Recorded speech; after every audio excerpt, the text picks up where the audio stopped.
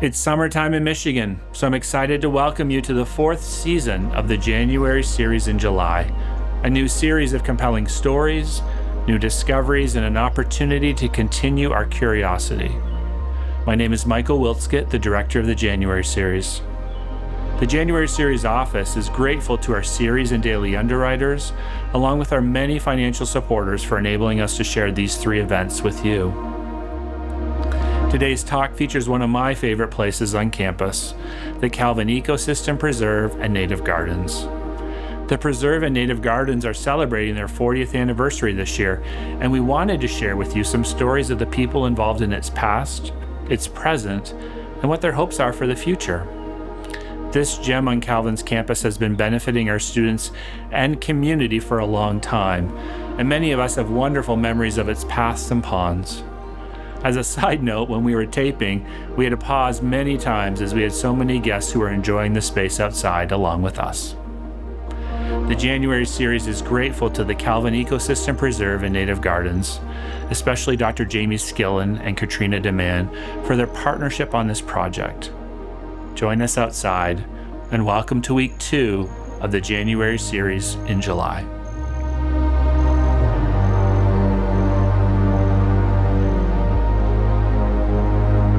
My name is Jamie Skillen. I'm director of the Calvin Ecosystem Preserve and Native Gardens, as well as the Flatiron Lake Preserve. And I've been a professor of environmental studies at Calvin University since 2008. Randy, can you give a little background yourself? Sure. I was professor of biology at Calvin for 37 years. I now hold emeritus status from that position. I was the first director of Calvin's Ecosystem Preserve and Native Gardens, and I was a student at Calvin from 1965 to 1969. And we both did time at Cornell University. We both did time. We at least have that other connection. That's right. All right. The Calvin Ecosystem Preserve and Native Gardens preserves, restores, and interprets native ecosystems to inspire people to value and protect the wonders of creation. To do that, we have 5 strategic goals. The first begins with preservation. We preserve and restore within the boundaries of both preserves a variety of ecological communities characteristic of West Michigan. Our second strategic goal is to provide Calvin University with an academic resource. Our third strategic goal is to prepare students for careers in conservation and environmental education. Our fourth strategic goal is to provide a resource for refreshment and renewal for members of the Calvin community. Our last strategic goal is providing West Michigan with a recreational resource for passive recreation and environmental education. Let me start with the land itself. From your study, what would this landscape have looked like hundreds of years ago? Let me take hundreds rather broadly and take us back about 15,000 years. We have a large pond on the preserve. We call it North Pond, and its basin is about 30 meters deep. Almost all of it is filled with sediment.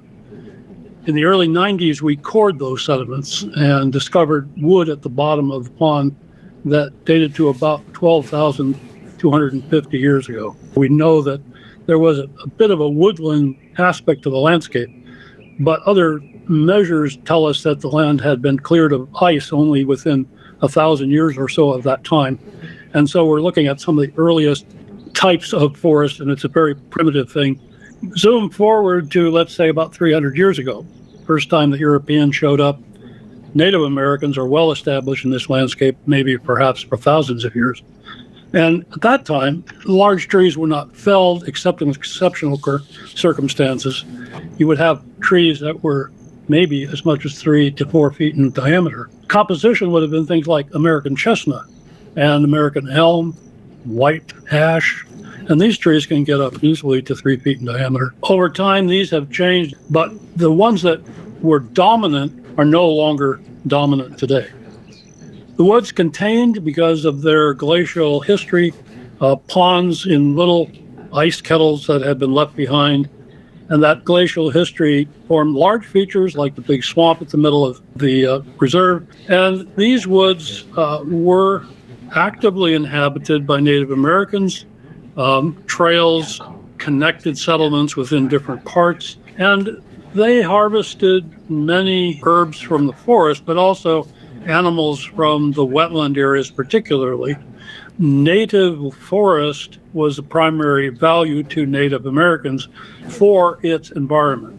The European colonists who came in valued farmland, and so they produced farmland out of forest by felling trees, using lumber, and gradually converting the landscape. What we have today is something of a bit of a move back along that line as we, in our preservation, also try to effect some restoration.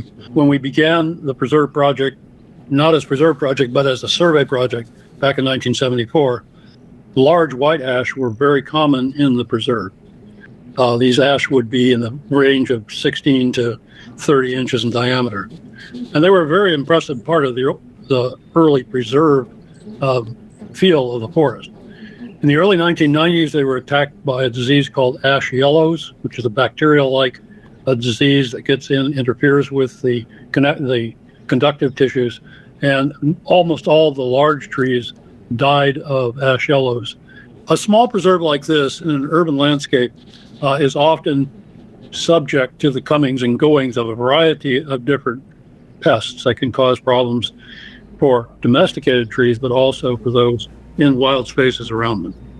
And that's some of what we've picked up. A lot more on the specifics of the growth parameters and everything, but those are some of the big trends I think that are most prominent.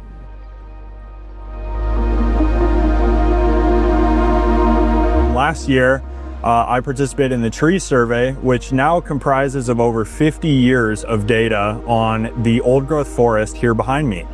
The entire property is split into quadrats of 10 meters by 10 meters, and every tree on this property has been measured to track their growth over time. It also keeps track of what species are present and is one of the longest standing records of old growth forests in this area. Brandon, I want to think about the history of both preserves, the history of the preserve on Calvin's campus, roughly a quarter of the campus.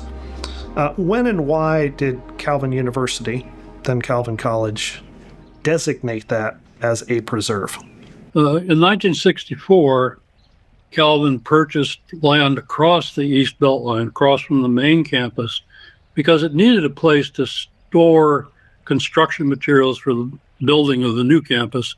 And the other thing that they needed was parking. And so they bought 80 acres across the Beltline from the campus. In the corner of that 80 acres was a 35-acre untouched woodlot. I say untouched in the sense I was describing before, sawn from time to time, but not plowed. And emerging from that woodlot was a stream that connected with a pond that then flowed across the Beltline and across the campus. That purchase gave the raw material for thinking about a preserve, especially the woodland part of it. In the lieu of that, two members of the English department took to walking the old farm trails in the woodlot and decided that a proper university in the United States should, as with a good British university, have a campus woodland that could be a place of respite. And so Doctors Ken Kuiper and George Harper were the rabble-rousers that perhaps got people thinking about a preserve on the Calvin campus. Alan Gibbon connected with them and decided that for purposes of long-term study, he would put a research grid in the forest so that we could map all the trees and then follow those trees over time. The 50-year census actually makes use of that grid that Dr. Gibbon and another future faculty member of Calvin College were able to lay out. In 1974, the laying out of that grid was followed by a meeting in 1977 by the Calvin Center for Christian Scholarship, which took as its first problem the Christian use of natural resources, more or less conservation biology, in a more of a reach, restoration and protection of the environment. And that led to the production of the book Earthkeeping, which really proved to be seminal in Christian thinking about the environment and how we relate to it. Out of that, in 1980 came a proposal that was developed by one of the CCCS scholars for a preserve that would enclose the 35 acres on that woodland bought back in that property bought back in 1964, and that would then serve as the core of a larger preserve which incorporated lands adjacent to the college. When? Well, officially, the preserve was commissioned in 1985. It was that year that we were able to get in, put in some infrastructure for access, and to begin programming that would serve the college and the community. We came out of that faculty committee, made a solid proposal, said, here's how much money we want to spend, we need to do that.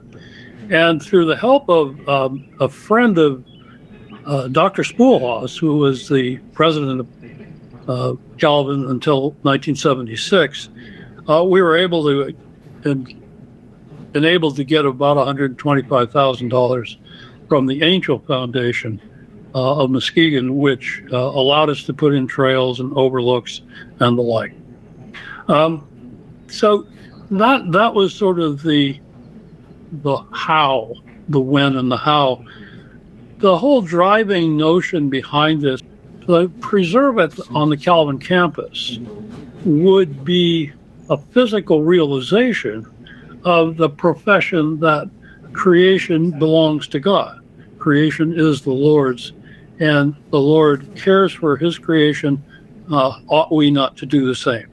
And so that general confession that the earth is the Lord's is recognized here in a physical instantiation that started out at 35 acres and now has expanded to 104, which encloses not just woods, but ponds and streams and other forms of ecosystem variety that we think exhibits the beauty of the diversity of creation.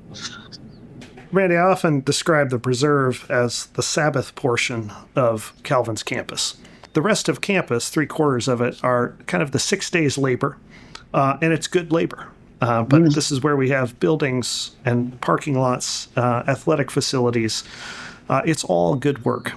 But that there be this one part of campus in which there is rest for the non-human world. And also then in turn that it becomes a place of rest and Sabbath for the students of Calvin University and people in West Michigan. And I'll say that I certainly have found it to be a place of respite. I remember during COVID when the world seemed to be in chaos and I could take a walk through the forest and see that the squirrels weren't bothered. The trees continued to do what they do. And this reminder of God's providence at work right here on Calvin's campus. So I'm grateful for that vision, and both it's a profession of how we imagine caring for creation, but also the way in which we enjoy a reminder of God's providential care for us. That very much reflects the thinking that went into the first master planning of the preserve in the 1990s, and that idea of Sabbath, Sabbath is not everything stops. In a sense, it's Sabbath. Right. We stand back and look at what God does. And we give thanks for manna and do other things that we should be doing in order to reflect our, not just recognition, but really that we've bought into God's presence in the world in the form of God's providence.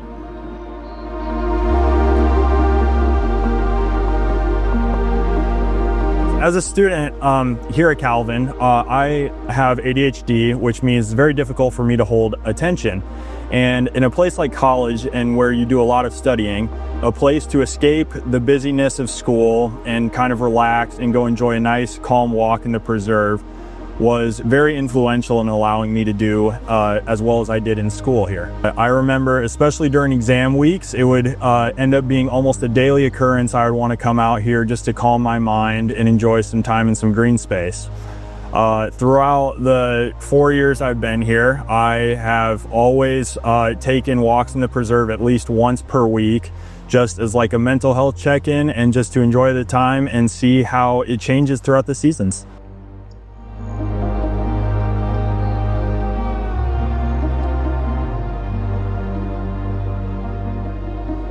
Randy, some viewers may not know that Calvin has a second preserve about 30 minutes north of campus, the Flatiron Lake Preserve.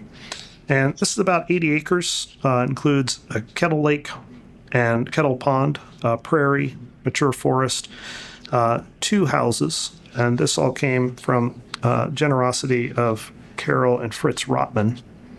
Can you tell us how and why was this property given to Calvin? Fritz had spent some time in a hospital at the University of Michigan near a constructed prairie that he visited often and grew to love. And he wanted to find a place to live where he could create a prairie. And on that 19 acres, he, with the help of a whole lot of other people, managed to insert the equivalent of a tall grass prairie in the middle of this otherwise largely agricultural landscape. Fritz and Carol enjoyed a lot of years on that land, and as they grew to enjoy it, they wanted to share it with Calvin. And so in 2010, they transferred a large measure of that, almost 70 acres, to Calvin. And along with that, they included one of the houses of a neighbor who was trying to sell that particular property. And Fritz had the house redone, and it now serves as a research center for the Flatiron Lake Preserve itself, but also for research that's being done in the larger area. So we have looked at bats, we have looked at birds, we have looked at the distribution of ticks through that area of Kent County, where Calvin lies, based with students being based at that house and having sort of a bit of a lab there to work with. So it has been, I think, utilized more for long-term study and residential abilities for students who want to work on the site. And that started shortly after the property was transferred. And every summer we have had 2 or 3 students living at that house and conducting research either on the preserve or adjacent to it. Yes, Carol spent summers there until 2024 was her last summer there, and gifted the house and the remaining acres to the university. Her hope is that people, particularly those connected with Calvin, would enjoy the property as she did, a place of reflection, a place of for her to write, a place of healing, particularly following Fritz's death. And so the house was gifted to Calvin just at the end of 2024, and we're in the final stages of preparing that as a meeting space, retreat space. And, viewers, you're welcome to reserve that for a variety of purposes. The preserve is going to offer spiritual retreats for members of the Calvin staff, unlike the preserve on Calvin's campus, which is generally open to the public, and we encourage visitation. The Flatiron Lake Preserve is really meant to be a retreat space, and we're really grateful to have that, grateful for the gift. Renee, would you please share with us maybe just a couple stories, and I know you would have many, I've heard a couple of them, but a couple stories just illustrating how you think The preserve has inspired people to appreciate and care for the wonders of God's creation. We'll include two people from the original team that constructed the infrastructure for the preserve in 1985. One was Barb Zoetsma, biology major. Barb has gone on to work in NOAA and U.S. Wildlife Service, and she now heads up the attempts to restore the northern right whale in the Atlantic Ocean. The northern right whale is one of the world's most endangered whales, and it is her life's passion to see that whale return to conditions that will allow it to persist. A second member of that original team was Mark Choker. Mark occupied a number of positions in the U.S., mostly in the area of sustainable ecosystems and climate change. About a decade ago, he was hired away from the United States by Australia, and he now is a leading researcher in those areas at the Western Australian University. What we're doing is not only sending our students on to, I think, do very prominent things, but we're also cultivating and giving a certain hunger for creation to a new generation. And that, to me, is really one of the most inspiring things about what we can do here, is to direct people in that, point them in that direction.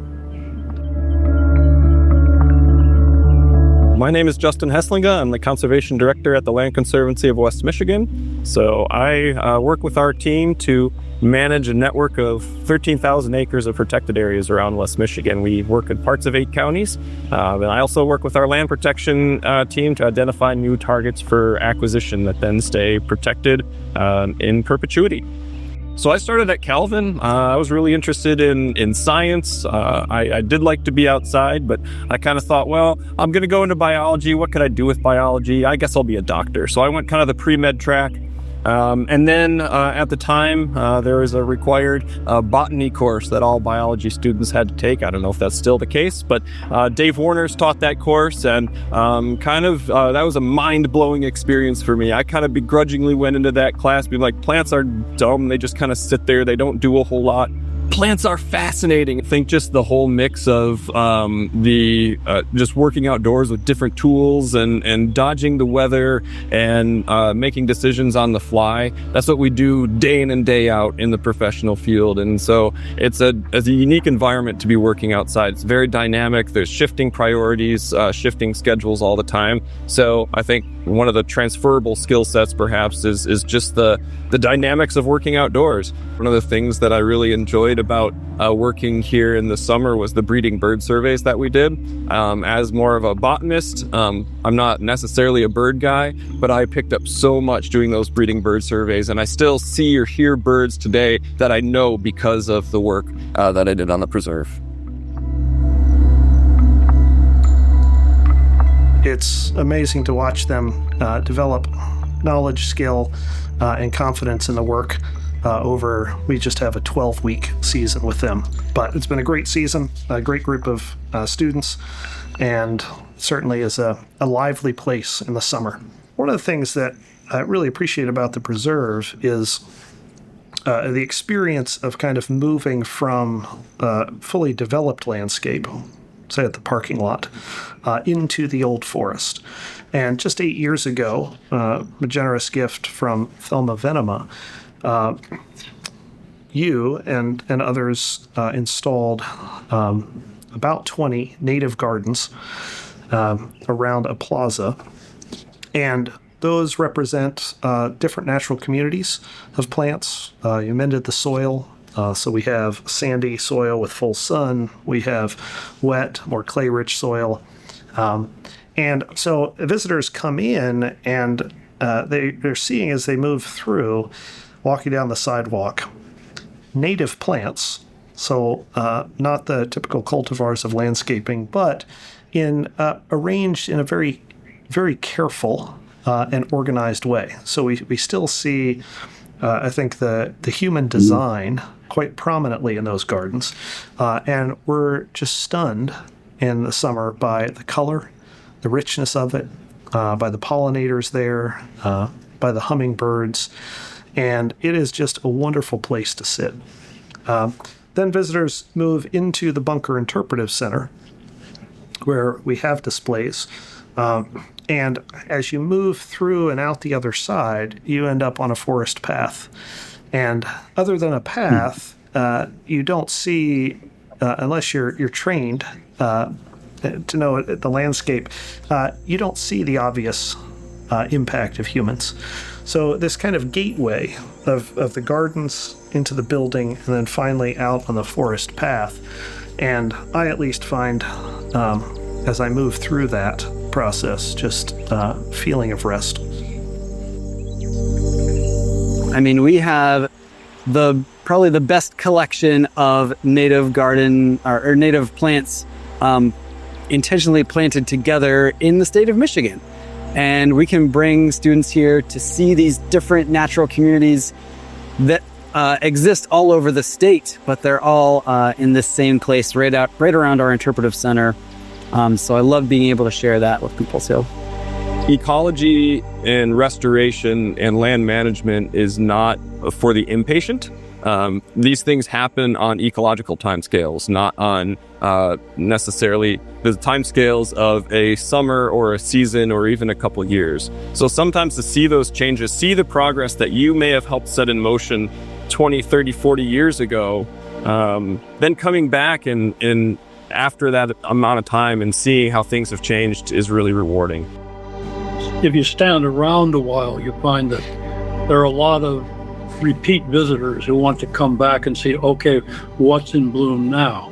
So they're not only learning something about flowers, they're learning about the natural, what we say, phenology, sequencing of blooms in the landscape around Calvin. And as people walk those gardens, I think one of the goals that we have is for people to see how native plants that serve a lot of ecological purposes can be used in a kind of urban suburban landscape. And so many of the plants that are in those gardens, we also propagate on the preserve.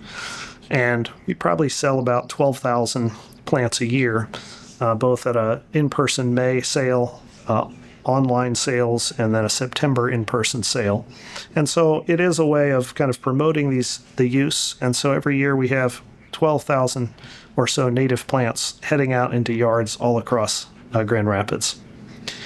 The other development I'm excited about is we are, presumably by the end of the summer, starting work on a new garden that is just on the south side of the preserve parking lot. This garden's a little different in that what we're growing there are rocks, primarily. This is going to be a rock garden designed for teaching geology, but it will also be beautiful. We'll have some different plant species, more woody plants, and this is going to be an area that I think also will see kids climbing all over the rocks. So it should be in the works, and so if you get to Calvin, I'd encourage you to swing by in the late summer or fall and kind of see that new garden going in. Any prominent changes that you feel are going on there? I know you mentioned COVID. You see anything more? Interaction with the student body, interaction with faculty, and so on. I think we are seeing at the preserve more diversity of disciplines making use of the preserve. So certainly there are a number of biology classes that have their lab there, other geology classes that spend individual labs there, but we're also seeing classes in art or writing and making use of the preserve. So I think there's maybe a broader appreciation of the space, and not just the beauty of the space, but the preserve as subject, let's say, of drawing, of painting. And we're encouraging that also by offering art workshops on a regular basis at the preserve, and really trying to connect beyond the sciences to the humanities and the arts, because the preserve is just as good a place for work in those disciplines. Connecting with Calvin students is, I think, our most important work is the mentoring of students, our student staff. And then the passive use. So students who, regularly, the preserve is their brain break. It is their kind of de-stressing space. But we also, just in the last couple of years, have taken 2 homes that are on the northern part of the preserve and turned those into student houses. So we will have 10 to 12 residents between the 2 houses, calling them preserve stewards. And their job is really to celebrate and promote awareness of the preserve. So they'll do that by organizing volunteering sessions in the greenhouse and doing stewardship work, providing meals for campus, and running other programs. And so I think having basically a living learning community, a residential group of students who are attached to the preserve, actually living in it, is an exciting way that we're going to engage and engage with other students. And we're doing that, maybe the obvious first circles are the Creation Care Floor, First Van Rieken, and also the student organization Earth Keepers. So I think we're seeing maybe a richer engagement with students. We're doing more programming and reaching traditional audiences. We'll hear from Tom Hartzell, who's really focused on pre-K through middle school. And so we have more programs for young families, more programs for school groups who want to do field trips there. Tom can talk a little bit about that.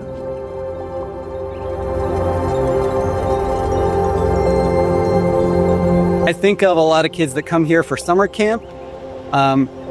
They spend a lot of time finding bugs, roly-polies, worms, daddy long legs, and they just adopt these little creatures and care so deeply about them. They'll carry them around for the whole day and, name them, and they want to share them with their friends and tell their families about them when they get home. So they'd really develop this connection to their fellow creatures, which is really cool to see. The summer is really full of summer day camps for local school kids, mostly elementary-aged kids. And when we come into the fall, Calvin students come back. So we do some programming around sustainability and natural history for Calvin students. But we also get to start up our school year programs for preschoolers. We've got a program called Saplings that happens twice a week. And we also host field trips for local schools.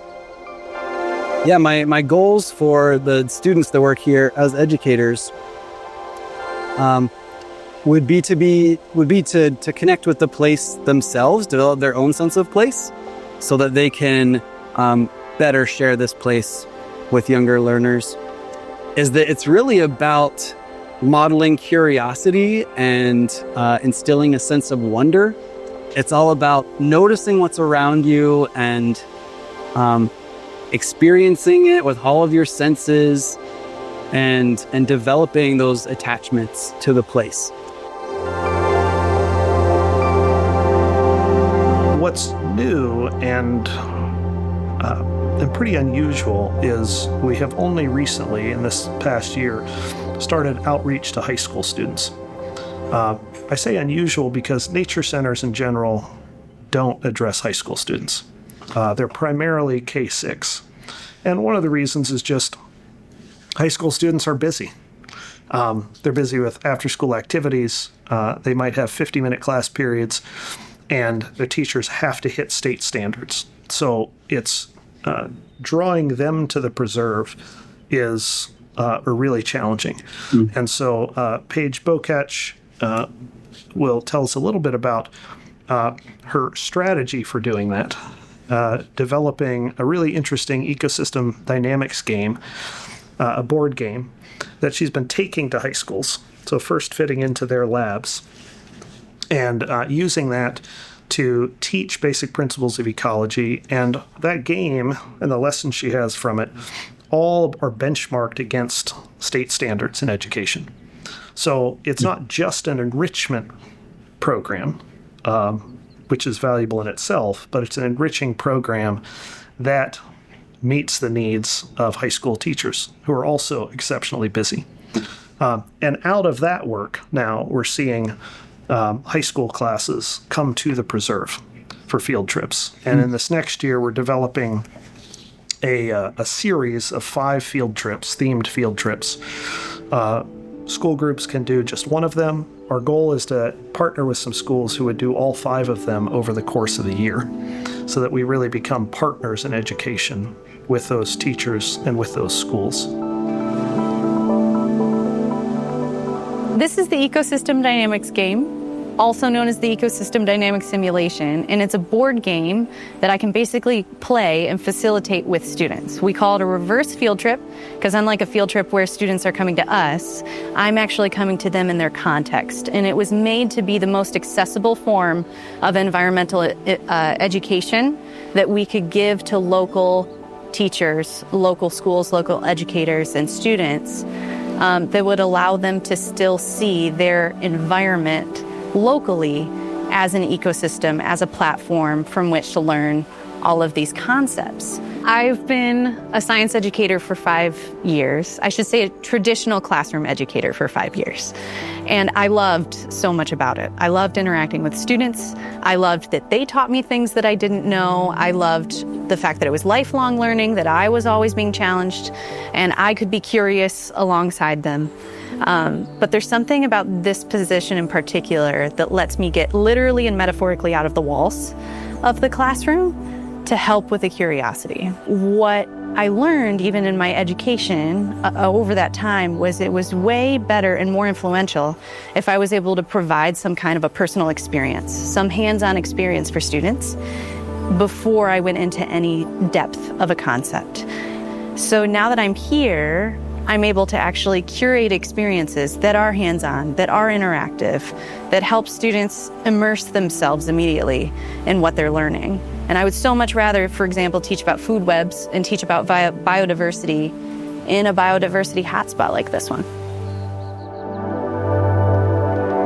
And we also have expanded our plant propagation program and increased production. And then I think the other thing is we finally have staffing necessary to do more active management at the Flatiron Lake Preserve. So, we've long managed the prairie with fire, but we're now moving into some of the forested areas, and I'm excited about the new work that we're doing up there. Has your program at Flatiron included regular burning? What's been going on with that? Well, because it was always, in my experience, a factor of weather and money to pull it off. Right. We burn half the prairie at a time, or I should say one side of the prairie or another. And we're on a schedule right now burning every 3 to 4 years. And so we should have a burn this next spring. And we're also considering burning in different seasons. So possibly even a late summer burn, if that could be arranged, to privilege different species. And then also working to bring fire into the woods, just into the interface, not deep in the woods. But because right now it's a wall of particularly nasty multiflora rose. And so we're hoping to manage that eventually with fire as well. We have new studies that are starting all the time. I think the story of the preserve, and we'll hear this, I think, from Justin Heslinga, the story of the preserve is best understood in connection with the mosaic of preserved natural areas around West Michigan. So that's one of the efforts, is to sort of take our data and line that up with, say, Pierce Cedar Creek Institute to the south, some of Land Conservancy of West Michigan, so that we see kind of where our monitoring information fits in this larger landscape. And I think I'm pretty excited about that as well. All nature is important and to some degree worth saving, and this is particularly important, this 104 acres here in the city of Grand Rapids, because it is in such an urban environment. If you zoom out on a map of of the greater Grand Rapids area, this is one of the largest green spaces right within the city. And so it's pretty special that it's here. And of course, that makes it a hugely important area for wildlife, birds stopping over, as well as people, right? People can access this too right here in the city. You don't have to drive, 45 minutes or an hour to get to someplace where you can enjoy nature.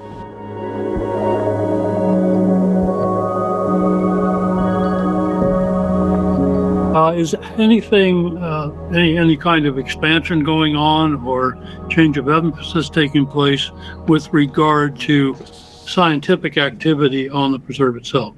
Restoration projects that are producing data or anything on that order? On the eastern part of the preserve, which is closed to the public, but we're opening that up to create more grassland space. And so in that project, we're going to be collecting a lot of data and both techniques for that, the kind of regime change on that property or on that land. And then we're also going to be tracking, let's say, what birds stop there as the vegetation on the landscape changes. So we are still kind of working up sort of the study questions, but I think that ongoing management work is going to yield interesting information. Randy, is there anything else you want to say for posterity? So what can I say? It's been a huge privilege to be associated with Kelvin's Preserve. I think it is one of the best professions, solid physical professions of God's creation and God's claim to creation. And that we recognize that in our service of God in this world, we do so with certain fundamental truths, certain fundamental virtues that we can practice each and every day. I think of three such confessions, if you will. The one we have pointed out a couple of times, that all of creation belongs to God. This is not a legal affirmation that God has first ownership of everything, but God belongs to creation and creation to God, in ways like a husband and wife belong to each other, or that children and parents belong to each other. That there is a fundamental relationship that binds them. The second confession is that all creation teaches us about God. Landscapes are prophetic. That is, they teach. If we wake up and listen and watch, we will learn about God's ways in the world. And that can be drawn out into a whole discipline called place-based learning. And we try to practice that here, I think, at Calvin. And finally, and it goes back to the first point, that all of creation is the object of God's loving provision. That is, God's, the coming of the seasons, the migration of the birds, the blooming of the flowers and the fungi. All of that is interwoven in ways that provide.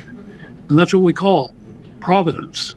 And it's a wonderful celebration of an affirmation of Psalm 104, where everywhere you look, you see God's ways in the world. And that's what we're trying to do here. We're trying to see God's ways in the world in ways that aren't superficial or that really respond to our awe when we confront the world at that level.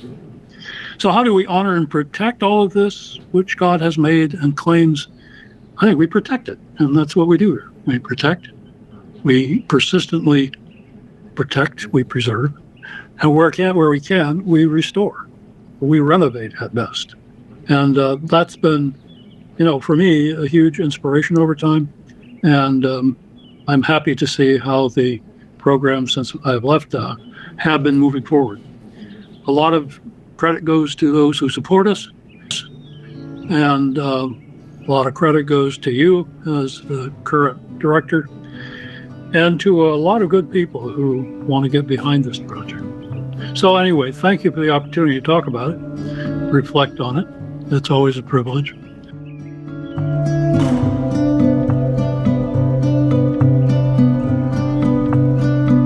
One of my biggest passions has always been connecting people to getting to know the nature and the ecosystems that are around you, because when you get to know them, then you start to care for them and know how to take care of them way better, and you start to understand all of the plants and animals that you share space with.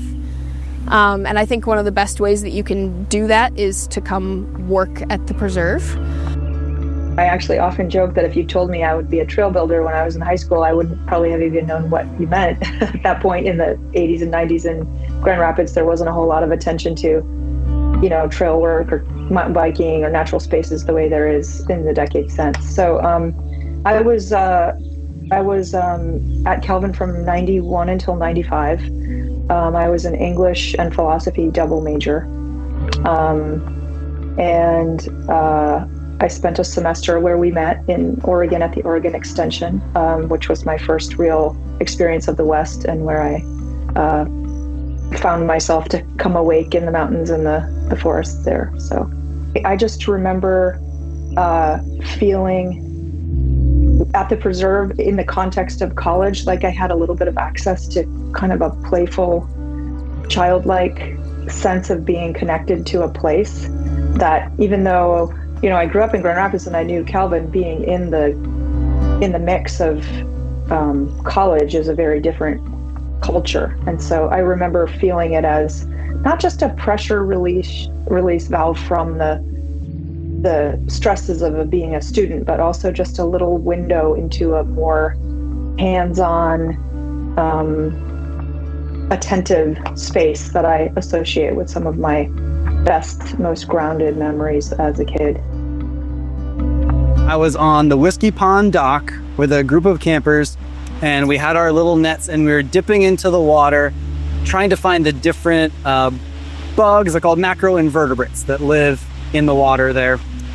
And this one camper just looks up and says, "I want to do this all the time." And I was like, yes, me too. And in that moment, I was like, I get to do this all the time. This is my job, is facilitating these experiences and again, instilling that sense of wonder and desire to further connect with creation in other people.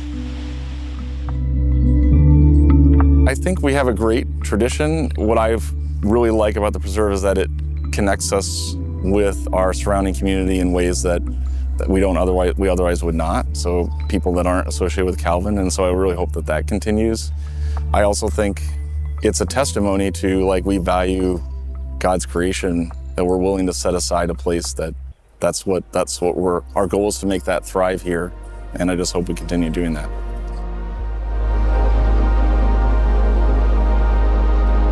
Well, this place already has this really long-lasting legacy that precedes me for many years. It was a space that was misused, was abused, and felt the effects of it.